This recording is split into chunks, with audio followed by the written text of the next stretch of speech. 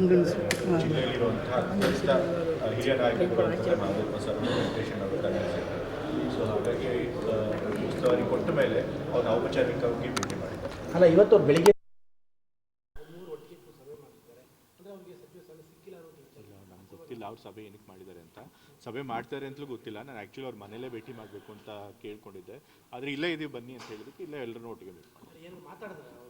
Of course ನಾವು ಮಾತಾಡಿದ್ವಿ, ಜಿಲ್ಲೆ ವಿಚಾರವಾಗಿ ಮಾತಾಡಿದ್ವಿ. ಜಿಲ್ಲಾ ಉಸ್ತುವಾರಿ ಮಂತ್ರಿ ಆದಮೇಲೆ ಅವ್ರ ಮಾರ್ಗದರ್ಶನ ಬೇಕು, ಮತ್ತು ಜಿಲ್ಲೆನ ಯಾವ ರೀತಿ ಅಭಿವೃದ್ಧಿ ಮಾಡಬೇಕು, ಮೈಸೂರು ನಗರನ ಯಾವ ರೀತಿ ಅಭಿವೃದ್ಧಿ ಮಾಡಬೇಕು, ಆ ರೀತಿಯಾಗಿ ವಿಚಾರ ಮಾಡಿದ್ವಿ. ಅದರಲ್ಲದೆ ಪಕ್ಷದ ವಿಚಾರ ಕೂಡ ಮಾತಾಡಿದ್ದೀವಿ.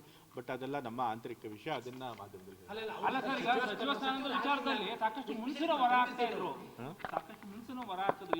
ಸೇಠ್ ಸರ್ ಅವ್ರನ್ನೂ ಕೂಡ ಮಾತನಾಡಿದೆ, ಮತ್ತು ಮಹಾದೇವ್ ಸರ್ ಅವರು ಕೂಡ ಮಾತನಾಡಿದೆ.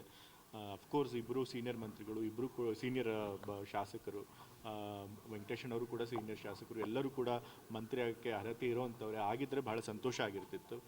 ಬಟ್ ಪಕ್ಷದಲ್ಲಿ ವರಿಷ್ಠರು ಬೇರೆದೇ ತೀರ್ಮಾನ ತೆಗೆದುಕೊಂಡಿದ್ದಾರೆ.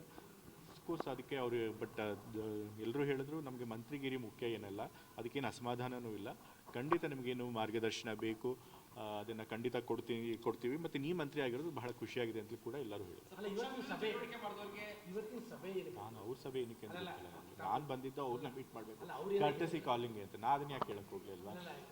ನಾನು ಕೇಳಿದ್ದು ಅವ್ರನ್ನ ಭೇಟಿ ಮಾಡಬೇಕು, ಸಮಯ ಕೊಡಿ ಅಂತ ಹೇಳಿ. ಇಲ್ಲೇ ಇದ್ದೀವಿ, ಎಲ್ಲರೂ ಒಟ್ಟಿಗೆ ಬನ್ನಿ ಅಂತ ಹೇಳಿದ್ರು. ಸೊ ಬಂದೆ, ನಾನು ಔಪಚಾರಿಕ ಭೇಟಿ ಮಾಡಿದ್ದೀನಿ. ಅವರ ಮಾರ್ಗದರ್ಶನ ಯಾವಾಗಲೂ ಇರಬೇಕು, ಅವ್ರ ಆಶೀರ್ವಾದ ಯಾವಾಗಲೂ ಇರಬೇಕು ಅಂತ ಕೇಳಿದ್ದೀನಿ.